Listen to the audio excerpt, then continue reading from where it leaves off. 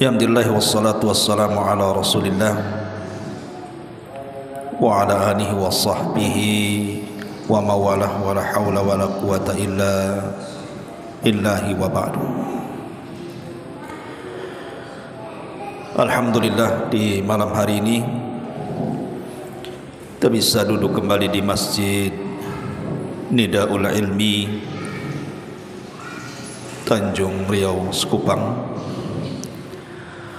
Tak lupa salawat dan juga salam kita hadiahkan kepada Rasul kita Nabi besar Muhammad sallallahu alaihi wa ala alihi wasallam. Hadirin dan hadirat yang dimuliakan Allah Subhanahu wa taala, tema malam ini adalah tema nasihat. Nasihat dan juga risalah kepada orang-orang yang mereka menunda-nunda untuk bertobat. Ada dua kelompok yang berseberangan satu dengan yang lainnya. Satu kelompok meremehkan taubat, bahkan terkesan mengatakan, saya akan bermaksiat kepada Allah Azza wa Jalla, setelah itu saya akan bertobat. Dan itu yang banyak di masyarakat. Atau boleh jadi mungkin terpikir oleh kita, saya akan maksiat, saya akan berzina, saya akan minum khamar, saya akan berjudi, saya akan melakukan maksiat ini dan itu, dan selepas itu semua saya akan bertobat. Itu satu sisi. Di sisi lain, ada orang-orang yang justru merasa bahwa dosanya tidak akan diampuni. Mungkin dia terpikir dosanya terlalu besar, sehingga syaitan datang memberikan was-was kepadanya dan mengatakan bahwa dosamu teramat sangat besar. Buat apa kau bertobat? Tidak malu kau kepada Allah Azza wa Jalla? Akhirnya kemudian dia pun al-qunut min rahmatillah, putus asa dari rahmat Allah Azza wa Jalla. Akhirnya tidak mau tobat karena perasaan tobatnya besar sekali, tidak sesuai dengan dosa yang dilakukan, makanya berhenti bertobat. Ma'asyiral muslimin yang dimuliakan Allah Azza wa Jalla, adapun kepada kelompok yang pertama yang mengatakan saya akan maksiat, selepas itu saya akan bertobat, dan itu bahaya ikhwan. Kalau ada terbentik dalam pikiran kita, kemudian kita meniatkan hendak melakukan dosa, selepas itu akan bertobat, karena ada 10 perkara yang disebutkan para ulama. Yang pertama, bahwa kematian itu tidak ada yang tahu kecuali Allah Subhanahu wa taala. Wa likulli ummatin ajal, fa idza jaa ajaluhum la yastakhiruna sa'atan wa la yastaqdimun. Setiap umat itu mempunyai batas waktunya. Apabila ajalnya datang, kata Allah, tidak mungkin dimundurkan dan tidak mungkin dimajukan, pas waktunya. Bagaimana kalau seandainya orang yang berpikir seperti itu, nggak apa-apa saya maksiat dulu, nanti habis maksiat saya tobat. Iya, kalau seandainya setelah dia maksiat kemudian ada waktu untuk bertobat, kalau Allah takdirkan saat maksiat dia meninggal, siapa yang tahu? Dan itu sudah kita saksikan di masyarakat. Ada orang mabuk, sedang mabuk dia meninggal. Ada orang berzina, sedang berzina dia meninggal. Ada orang yang sedang melakukan kesyirikan dia meninggal, sedang melakukan bid'ah dia meninggal. Kita saksikan itu. Makanya buang pikiran seperti itu. Karena yang pertama, ajal itu tidak ada yang tahu kecuali Allah. Kemudian yang kedua, Karena ajal itu tidak ada yang tahu kecuali Allah. Kita tidak tahu akhir kita ini, apakah diakhiri dengan su'ul khotimah atau dengan husnul khotimah. Mana ada yang tahu. Sementara Nabi SAW mengatakan dalam hadis Bukhari itu, innamal a'mal bil khawatim. Amal itu ditentukan akhirnya, bukan awal, bukan tengah.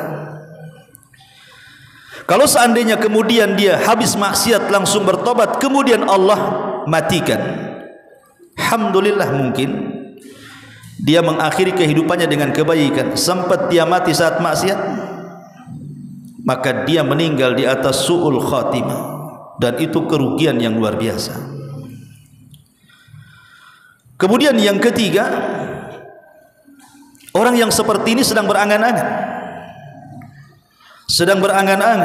Ali bin Abi Thalib radhiyallahu anhu mengatakan, inna akhwafa ma akhafu ittiba'ul hawa wa tulul amali, fa amma ittiba'ul hawa fayasuddu anil haqq, wa amma tulul amali fayunsil akhirata. Kata Ali bin Abi Thalib radhiyallahu anhu, sebagaimana disebutkan oleh Abu Nuaim dalam kitabnya Hilyatul Auliya, perkara yang paling aku takutkan, kata Ali bin Abi Thalib, menimpa kalian adalah dua perkara.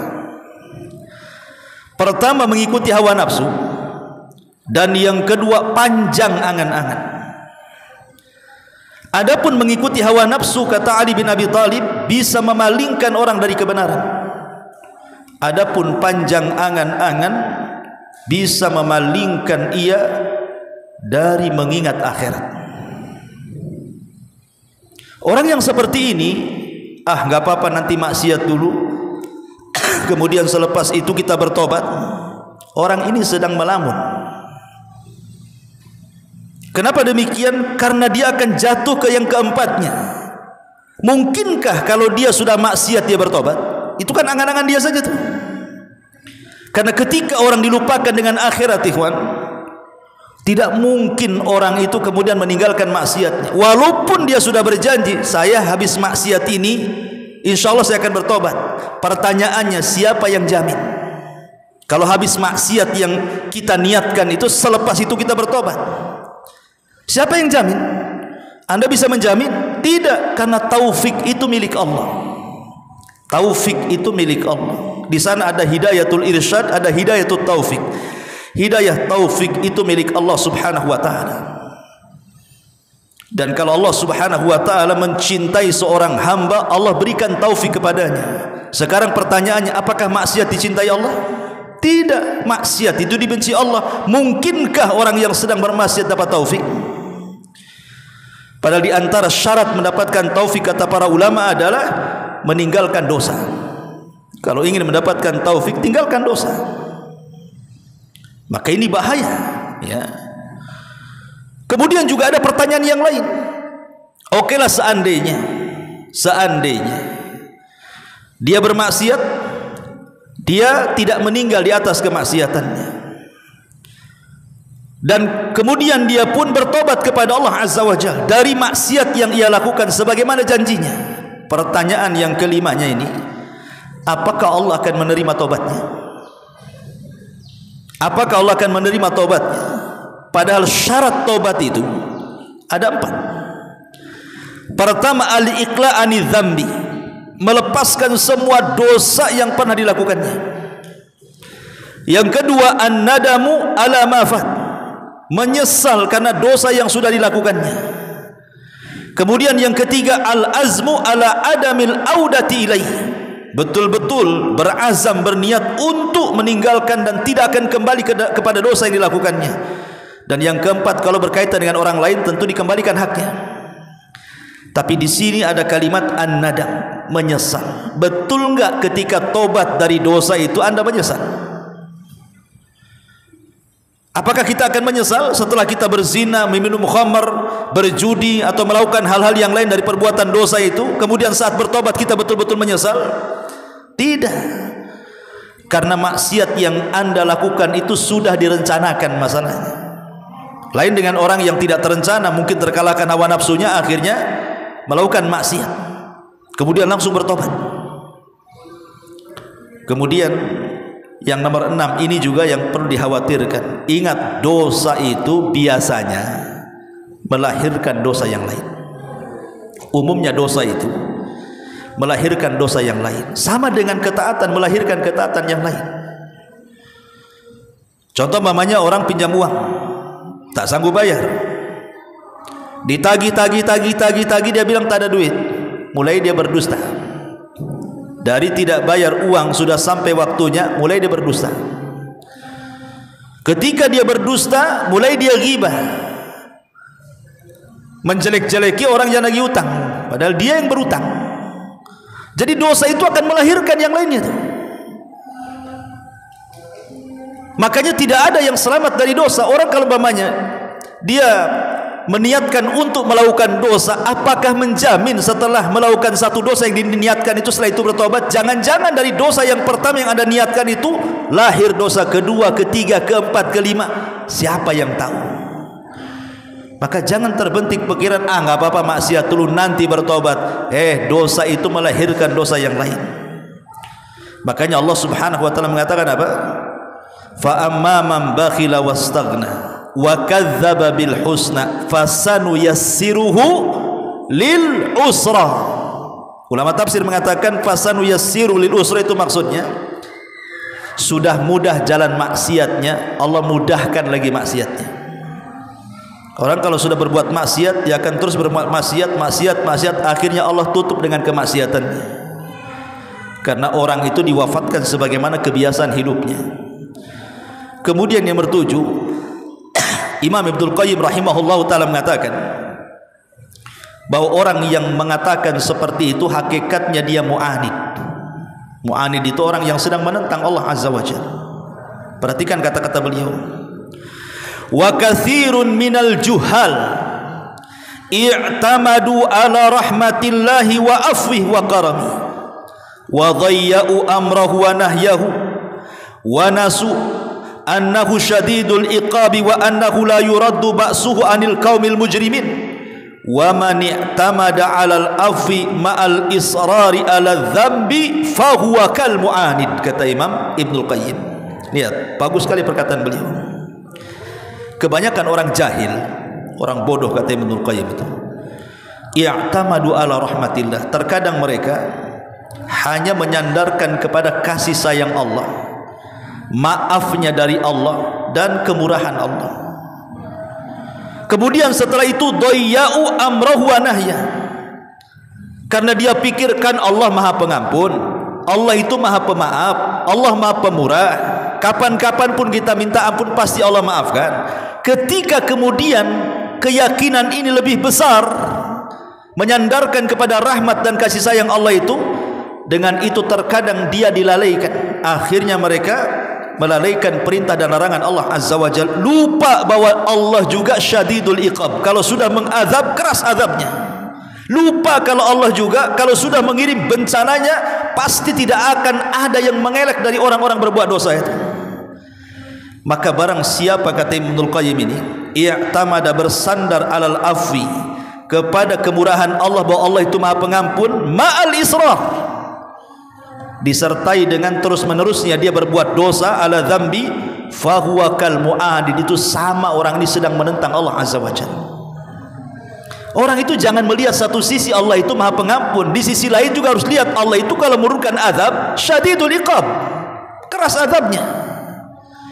Makanya ketika sebagian ahli tafsir mentafsirkan ayat ya ayyuhal insan ma gharraka bi rabbikal karim, wahai manusia, kenapa engkau terpedaya atau tertipu sehingga engkau berbuat jahat kepada Rabb semesta alam ini?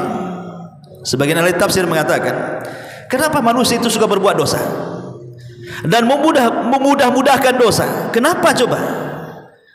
Alasan terkuatnya, kata ahli tafsir, bahwa karena terlampau menyandarnya manusia kepada rahmat Allah Azza wa Jalla. Ya tadi, Allah kan Maha Pengampun, Maha Penyayang, Maha Pemurah, Maha Pemaaf, kapan-kapan pun berbuat dosa kemudian tobat pasti Allah terima. Akhirnya karena itu yang dipegang, lupa dia bertobat.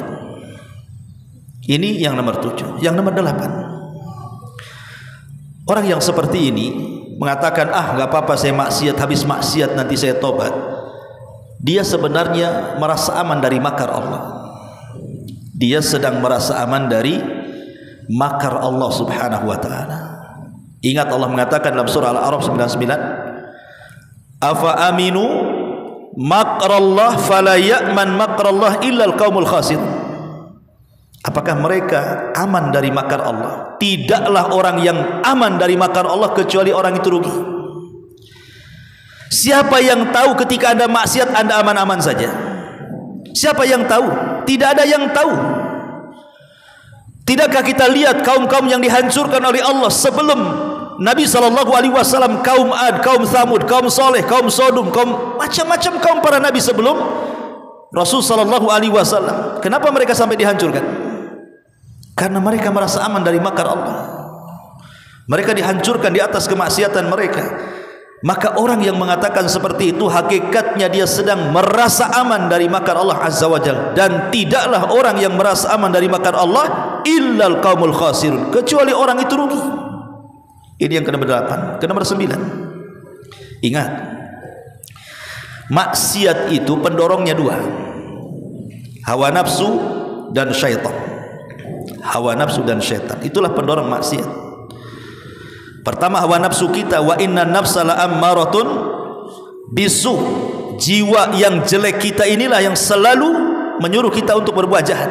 Yang kedua syaitan. Karena syaitan sudah mengatakan di hadapan Allah, fa bi izzatika la ughwiyannahum ajmain. Karena kemuliaanmu ya Rabb ku sesatkan nanti hamba-hamba Bani Adam. Artinya 2 sumber tuh pemicu maksiat itu, hawa nafsu dan syaitan. Sekarang kalau ada orang mengatakan, nggak apa-apa saya maksiat dulu baru kemudian bertobat, ingat, setan itu tidak mungkin melepaskan aulianya, wali-walinya. Orang-orang yang meletakkan loyalitasnya kepada dia tidak mungkin dilepaskan begitu saja, nggak mungkin. Bahkan kalau dia berbuat maksiat, setan akan semakin mendorong. Kalau ada kepikiran tobat, maka dibuat was-was sama setan. Dibuat was-was sama setan, dinasehati sama setan. Kata setan tuh, terus saja maksiat. Nanti kalau engkau selesai maksiat, tobat pasti Allah terima tuh. Dibuat nasihat seperti itu. Karena Allah mengatakan dalam surah Al-Maidah ayat 58, istahwadha alaihimus syaitan fa'ansahum dzikrallah ulaika hizbus syaitan ala inna hizbas syaitan humul khasirun. Setan tetap menguasai mereka, lalu menjadikan mereka lupa mengingat Allah. Mereka itulah golongan setan. Ketahuilah bahwa sesungguhnya golongan setan itu orang-orang yang rugi. Lihat, istahwada alaihimus syaitan fa ansahum dzikrallah. Kalau kita bermaksiat berarti kita mengikuti kehendak setan kan? Maka setan akan terus ngasih was terus, akhirnya dilupakan mengingat Allah. Ketika dilupakan mengingat Allah, boro-boro cerita tobat, maksiatnya makin ditambah sama dia ya.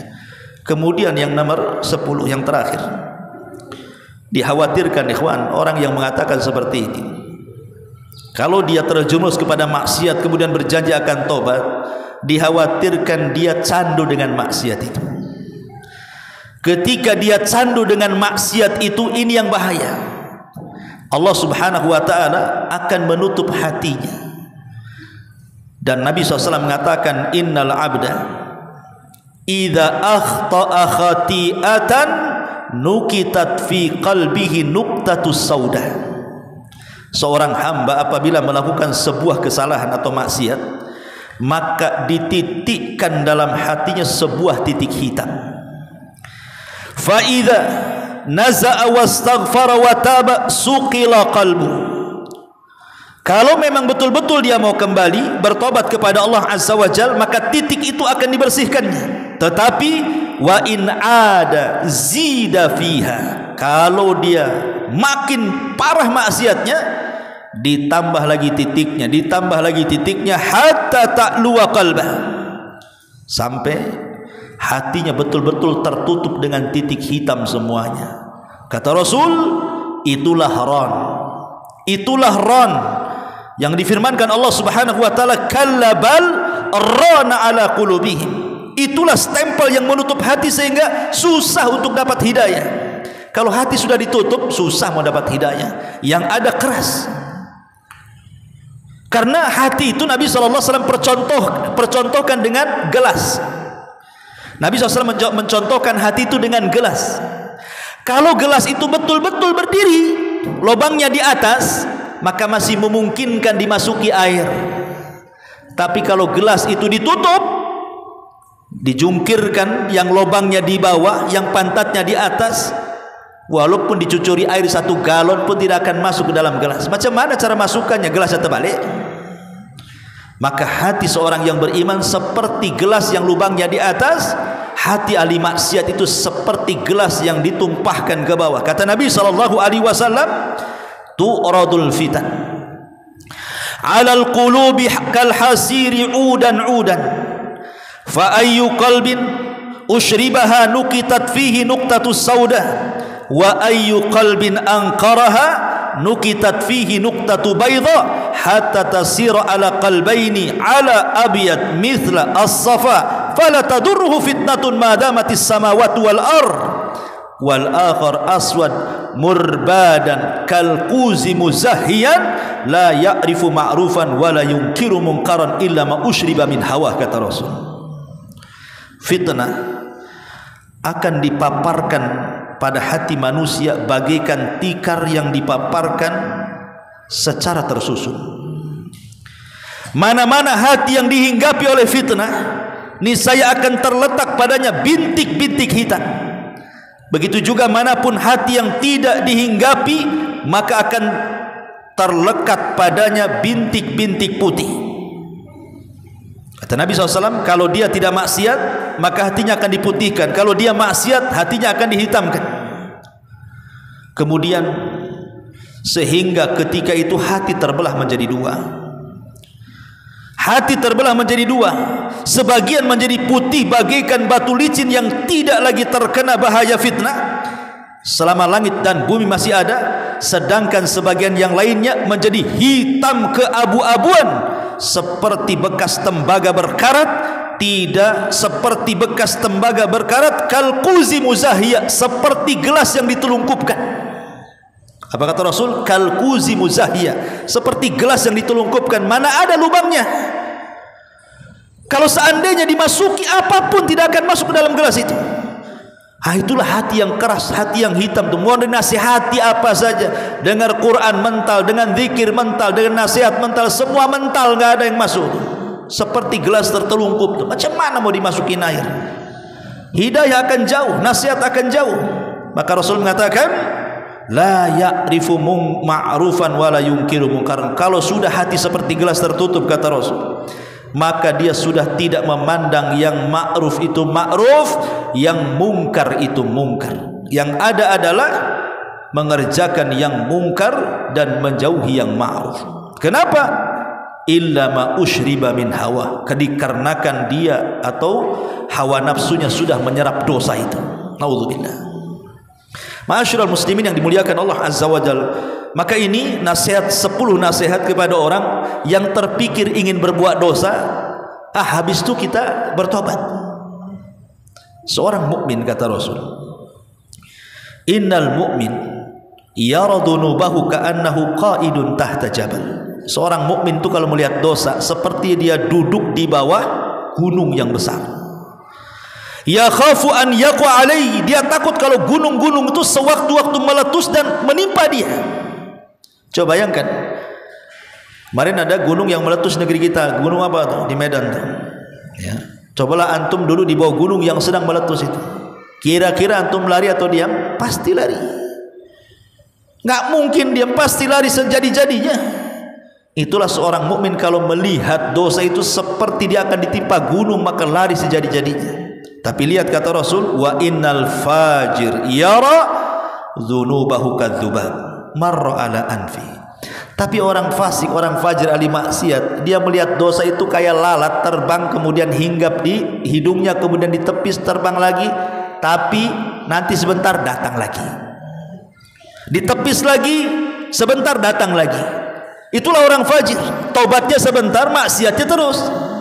Habis maksiat, aduh kenapa saya maksiat? Besok maksiat lagi. Kenapa saya maksiat? Besok maksiat lagi. Begitulah meremehkan dosa. Ma'asyiral muslimin yang dimuliakan Allah Azza wa Jalla.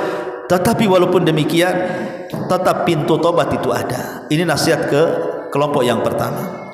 Nasihat ke kelompok yang kedua, terbalik daripada kelompok yang pertama. Kalau kelompok pertama kan meremehkan tobat namanya. Meremehkan tobat. Ini kelompok kedua ini terbalik. Takut tobat. Dia ingin tobat tapi takut. Kenapa dia takut tobat? Karena merasa dosanya sudah membumbung ke langit. Dosanya sebesar bumi. Merasa bahwa dosanya banyak sekali. Sehingga dia takut untuk bertobat karena setan datang ngasih was-was. Sehingga was-was setan membawa kepada al-qunut min rahmatillah. Al-qunut min rahmatillah. Putus asa dari rahmat Allah. Tidak mungkin saya diterima tobatnya. Dosa saya sudah terlampau banyak. Akhirnya orang ini tak mau tobat. Ingat, Allah Subhanahu wa taala mengatakan dalam Al-Qur'an, ayat yang masyhur. Allah Subhanahu wa taala mengatakan tentang larangan seseorang itu al-qunut min rahmatillah. Ya ibadiyalladzina asyrafu ala anfusihim la taqnatu min rahmatillah innallaha yaghfiru dzunuba jami'a. Wahai hamba-hamba Allah yang kalian sudah melampaui batas, asrafu ala anfusihim, melampaui batas kepada diri-diri mereka, la taqnatu min rahmatillah, jangan putus asa dari rahmat Allah. Kenapa? Innallaha yaghfiru dzunuba jami'a, karena Allah menghapus semua dosa.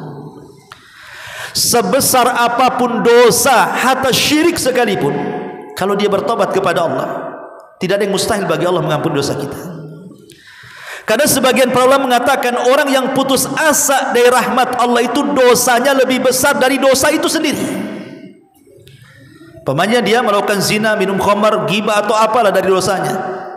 Ketika mau tobat putus asa, putus asa sendiri dosanya lebih besar daripada dosa yang dilakukan dia. Kenapa? Karena Al-Quran mengatakan orang yang putus asa dari rahmat Allah itu cuma dua kelompok. Pertama illal kafirun, yang kedua illal dhallun. Pertama, orang yang putus asa itu di Quran menggambarkan tidaklah yang putus asa kecuali orang kafir. Yang kedua, tidaklah orang yang putus asa kecuali orang sesat. Cuma dua kelompok saja. Kalau tidak sesat, kafir. Kita ini orang yang beriman, bukan orang kafir, bukan orang sesat. Kita orang yang beriman. Kita harus yakin kita punya Rabb Maha Pengampun. Sebesar apapun dosa kita pasti Allah ampuni. Bukankah Allah Subhanahu wa taala dalam hadis kursi mengatakan, ya ibadi lau annaka atau lau dhunubuka ananas sama thumma astaghfartani la ataituka biqurabiha maghfiratan. Ya ibadi lau anna dhunubuka ananas sama. Wahai hambaku, kalau seandainya dosamu melambung lo sampai ke langit, kata Allah, thumma astaghfartani, kau datang kepadaku minta ampun, apa kata Allah? Ghafartu laka ala ma kana minka wala ubali, saya akan ampuni semua dosamu dan saya tidak peduli mau berapapun dosamu. Itu Allah yang mengatakan dalam diskusi seperti itu. Artinya bahwa tidak ada ruang untuk putus asa bagi seorang yang beriman. Ruang putus asa itu hanya bagi orang kafir dan orang sesat saja. Maka kalau kita melihat sejarah di zaman Bani Israel, dalam hadis yang ma'ruf, yang sahih tentang seseorang yang membunuh 99 jiwa, kemudian datang dia kepada seorang rahib. Seorang rahib ini dia hendak membuat putus asa orang ini dan mengatakan apa? Dosamu tidak akan diampuni, dosamu sudah melambung ke langit. Dibuat tidak putus asa, dibuat suruh putus asa sama orang. Makanya jangan membuat orang putus asa. Islam itu agama mudah. Islam itu agama yang tidak membuat orang lari, buat orang itu senang. Jangan buat orang putus asa. Ustaz, saya mau masuk Islam. Ya, tapi sunat dulu kamu. Takutlah dia sunat. Tak jadilah Ustaz, katanya. Saya sudah 70 tahun mau sunat pakai apa, katanya. Tak jadi masuk Islam. Banyak orang yang tak mau masuk Islam gara-gara takut sunat. Seorang ustaz jangan melarikan orang. Masuk dulu, syahadat dulu, biarkan dulu. Ajarkan Islam, lama-lama sudah paham nanti sunat sendiri, enggak perlu disuruh. Yassiru wala tu'assiru, basyiru wala tunaffiru. Mudahkan, jangan kau buat lari.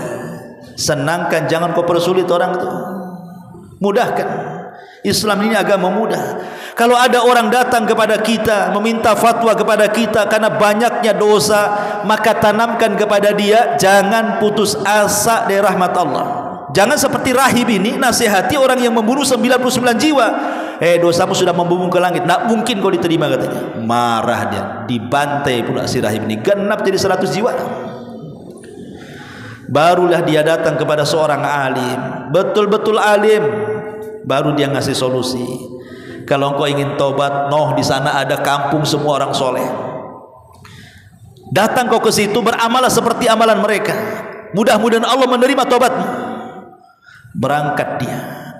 Di tengah jalan pula Allah takdirkan nyawa dia tak tertolong, meninggallah di tengah jalan. Belum sampai ke kampung itu, malaikat azab dengan segera datang mencabut, mau mengambil nyawanya dan mengatakan itu milik saya. Dia sudah membunuh 100 jiwa. Malaikat rahmat datang dan mengatakan itu ruh milik saya, karena dia sudah ada keinginan tobat. Rebutan tuh dua malaikat itu. Akhirnya Allah mengutus satu malaikat penengah dan mengatakan, gini saja, kalian gak usah ribut. Kisu bainal ardaini. Sekarang ukur saja di antara dua bumi itu, lebih dekat kemana? Ke kampung tempat dia akan bertobat, ataukah lebih dekat kepada seorang alim yang ia bertanya di situ? Kalau lebih dekat ke kampung yang akan bertobat, masukkan dia ke surga. Tapi kalau dia lebih dekat kepada sang alim, berarti masih jauh dari kampung itu, masukkan dia ke neraka. Diukurlah itu, dari tempat dia mati ke kampung yang akan dituju, dengan ke tempat alim dia bertanya. Subhanallah, sebenarnya dia itu tidak jauh dari orang alim meninggal. Artinya secara jarak lebih dekat kepada orang alim dibandingkan ke kampung. Tetapi rahmat Allah itu lebih luas dibandingkan murkanya. Allah lipat bumi, akhirnya didekatkan ke kampung. Coba bayangkan, harusnya dia masuk neraka karena lebih dekat kepada orang alim, kan? Tapi Allah buat bumi itu dilipat sehingga didekatkan ke kampung orang alim itu. Maka yang beraksi apa? Malaikat rahmat. Itulah yang Allah Subhanahu wa taala katakan, inna rahmati sabaqat ghadabi.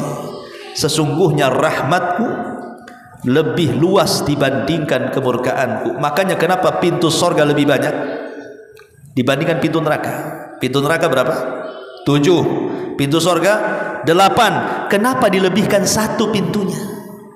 Kenapa tidak sama saja? Pintu neraka 7, pintu sorga 7. Kenapa pintu neraka 7, pintu sorga pula 8? Ketika Allah tambah pintu sorga dari 7 ke 8, melebihi pintu neraka, Allah ingin menunjukkan bahwa rahmatnya lebih luas dibandingkan murkanya. Rahmatnya lebih luas dibandingkan murkanya. Karena semua kita, saya, antum, bahkan Nabi sekalipun, mereka masuk surga bukan karena amalannya. Bukan karena amalannya. Kalau seandainya antum hidup mulai dari brojol bayi sampai antum mati, kemudian sujud tidak bangun-bangun, antum jadikan semua hidup antum sekali sujud kepada Allah, itu tidak bisa untuk mensyukuri nikmat Allah. Belum sanggup untuk mensyukuri nikmat Allah. Inilah kata-kata dalam surah Al-Abasa wa Tawalla, kalla lamma yaqdi ma amarah. Kalla lamma yaqdi ma amarah. Sehebat apapun manusia beribadah kepada Allah Azza wa Jalla, tetap saja dia belum mampu menyempurnakan perintah Allah. Sehebat apapun antum, sehebat apapun kita beribadah, anggaplah kita tidak berbuat maksiat, tetap kita ini belum sanggup untuk melaksanakan perintah Allah. Jangan kita, malaikat nanti pada hari kiamat mengatakan apa? Subhanak ma abadna haqqa ibadati. Maha suci Engkau ya Rabb, kami belum bisa beribadah dengan sungguh-sungguh kepada. Makanya saya nasihatkan, tobat itu tidak mesti karena dosa. Tobat itu tidak mesti bukan karena dosa. Orang yang tidak berdosa saja harus diperintahkan tobat. Antum pikir tobat itu kalau habis maksiat kemudian tobat? Tidak. Perintah tobat ini umum, baik antum bermaksiat atau tidak bermaksiat tetap bertobat. Mana dalilnya? Dalilnya Nabi SAW. Nabi SAW, ikhwan, setiap hari dia baca istighfar itu sampai 70 kali, dalam riwayat sampai 100 kali. Itu Nabi. Astagfirullah, astagfirullah, astagfirullah sampai 100 kali Nabi. Pertanyaannya, Nabi punya dosa? Nabi berbuat dosa? Tidak. Ini menunjukkan bahwa istighfar itu meminta tobat tidak harus kita sedang maksiat, tapi tobat itu bagi yang tidak maksiat pun tetap dianjurkan. Saya contohkan. Nabi Ibrahim alaihi salatu wassalam, dia berdoa kepada Allah setelah membangun Ka'bah. Rabbana taqabbal minna, ya Allah terimalah amalan saya ketika dia selesai bangun Ka'bah dengan Ismail itu. Pertanyaannya, yang memerintahkan membangun Ka'bah siapa? Allah. Ya. Yang dibangun apa? Rumah Allah. Yang memerintahkan membangun Allah. Yang dibangun rumah Allah atas perintah Allah. Ya jelaslah diterima kan? Oh, yang merintahkan Allah dan itu juga rumah Allah. Kenapa Ibrahim masih mengatakan, ya Allah terimalah persembahanku ini, padahal yang merintahkan Allah dan yang dibangun juga rumah Allah? Ya pasti diterimalah. Tapi Ibrahim tetap mengatakan, Rabbana taqabbal minna, ya Allah terimalah Ka'bah ini, padahal Allah yang memerintahkan, yang dibangun juga rumah Allah. Artinya tidak mesti orang bertobat itu harus berbuat dosa dulu. Walaupun kita tidak berbuat dosa, tetap aja kita harus bertobat, gitu maksudnya, supaya kita tidak terjerumus kepada kemaksiatan, karena hati manusia itu mudah dibolak-balik Allah. Makanya doa yang selalu dibaca Rasul itu apa? Ya muqallibal qulub, tsabbit qalbi ala ta'atik. Wahai zat yang membolak-balikan hati, tetapkan hatiku di atas ketaatan kepadamu. Ummu Salamah radhiyallahu anha bertanya kepada Rasul, Rasul, kenapa kau selalu baca doa itu? Ya muqallibal qulub tsabbit qalbi ala dini. Ya muqallibal qulub tsabbit qalbi ala taati. Kenapa kau asih baca doa itu saja? Wahai zat yang membolak-balikan hati, wahai zat yang bolak-balikan hati, tetapkan hatiku di atas ketaatan dan agamamu. Pertanyaannya, mungkinkah Rasul tersesat? Mustahil. Mungkinkah Rasul kufur? Mustahil. Tapi kenapa Rasul mengatakan seperti itu? Kemudian Rasul memberikan jawabannya. Ingat wahai Ummu Salamah, hati manusia itu, hati saya, hati kamu, hati semua manusia itu ada di genggaman Allah. Allah suka-suka membolak-balikan hati. Bisa saja paginya beriman, malamnya kafir. Malamnya beriman, paginya kafir. Yumsi mu'minan wa yusbih kafiran. Yusbih mu'minan wa yumsi kafiran. Itu dalam hadis seperti itu. Nanti di akhir zaman itu ada orang paginya beriman, malamnya pula kafir. Malamnya beriman, paginya pula kafir. Itu akan terjadi di akhir zaman seperti itu. Kenapa? Karena yang membolak-balikan hati itu bukan kita tapi Allah. Makanya kenapa kita disuruh istighfar, istighfar, istighfar terus itu? Supaya hati kita tetap istiqomah. Dan ketika kita istiqomah, itulah jalan taufik. Dan ketika diberikan taufik, itulah jalan kebaikan. Karena Allah kalau sudah mencintai hambanya, pasti Allah akan berikan taufik. Dan taufik itu didapat karena senantiasa bertobat kepada Allah subhanahu wa ta'ala. Ma'asyiral muslimin yang dimuliakan Allah subhanahu wa ta'ala, Umar bin Abdul Aziz disebutkan oleh Imam Ibn Rajab Al-Hambali dalam kitabnya Jami' Al-Ulum Al-Hikam. Perkataan Umar bin Abdul Aziz, apa kata beliau? Ayyuhan nas, man alamma bi dzambin falyastaghfirillah wal yatub fa in ada falyastaghfirillah wal yatub fa in ada falyastaghfirillah wal yatub fa innama hiya khataya mutawwaqatun fi a'naqir rijal wa innal halaq fil israri 'alaiha. Apa kata Umar bin Abdul Aziz? Ini nasihat baik sekali. Wahai manusia, kalau memang anda ini sedang dilumuri dosa, segera istighfar, segera tobat. kemudian balik lagi melakukan dosa, maka segera istighfar, kemudian tobat. Kemudian balik lagi melakukan dosa, segera istighfar dan segera tobat. Kata beliau, karena sesungguhnya kesalahan itu hanya sesuatu yang menjadi beban manusia, yang beban itu bisa dihilangkan dengan istighfar, dengan bertobat. Tetapi hancurnya manusia itu ketika dia terus menerus melakukan perbuatan dosa dan tidak diselingi dengan tobat. Dari sini kata para ulama, kalau bisa, manusia ini kan tidak mungkin lepas dari dosa. Mustahil manusia itu lepas dari dosa. Karena tidak ada manusia yang datang menghadap Allah pada hari kiamat kecuali ada dosa pada dia. Tidak ada manusia yang datang kepada Allah bersih dari dosa itu. Mustahil. Semua orang yang datang kepada Allah pasti punya dosa, sedikit atau banyak, kecil atau besar. Karena setiap Bani Adam itu khata', pasti melakukan kesalahan. Wa khairul khata'ina tawwabun, dan sebaik-baik orang yang berbuat salah itu kan tobat, kata Rasul. Makanya kata para ulama, karena kita sudah tahu bahwa kita tidak mungkin lepas dari dosa, tetapi ulama mengatakan kalau bisa setiap kita melakukan dosa langsung tobat. Walaupun harus kemudian terjerumus kepada dosa yang sama, nggak apa-apa, tapi nanti tobat lagi, tobat lagi, tobat lagi. Jangan ditumpuk. Kapan lu tobat? Nunggu haji Pak Ustadz. Nah, itu numpuk-numpuk dosa namanya. Jangan ditumpuk-tumpuk dosa itu. Makanya Umar bin Khattab mengatakan tidak ada dosa kecil kalau dilakukan terus-menerus jadi besar, dan tidak ada dosa besar kalau digempur dengan istighfar, kata Umar. La sighirata mal istimrar wala kabirata ma'al istighfar. Tidak ada dosa kecil kalau dikumpul-kumpul besar, dan tidak ada dosa besar kalau terus digempur dengan istighfar. Allah takdirkan kita habis gibah dosa besar, astagfirullah, baru 1 jam gibah lagi, astagfirullah. Begitu. Selingi setiap umpamanya kita melakukan dosa itu, jangan lupa istighfar, kemudian berjanji tidak akan kembali. Kalau seandainya Allah takdir terulang lagi, yaitu tabiat manusia terulang dosa. Tapi maksudnya jangan ditumpuk-tumpuk dosa itu, kalau bisa diselingi dengan tobat dan istighfar. Kenapa demikian?